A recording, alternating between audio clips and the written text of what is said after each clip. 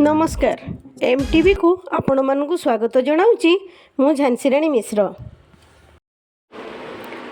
आपण मैंने देखुथिबे रक्त एमिति एक जिनिस जहाँ के बजार रे मिलेनी कि पैसा देई मध्य सृष्टि करा जाई पारेनी, किंतु सठिक समय रे रक्त न मिलिले अनेक दुर्लभ जीवन असमय रे भी चली जाए।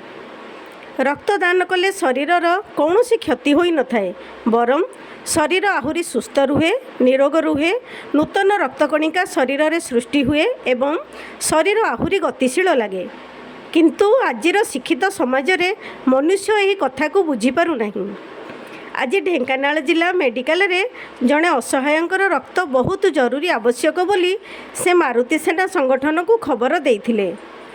खबर पाई घटनास्थल रे तुरंत मारुति सेनार ढेंकानाल सदर ब्लॉकर सदस्य सुमन बारिक मेडिकल रे पहुँची रक्त देई तांको जीवन रक्षा करथिले।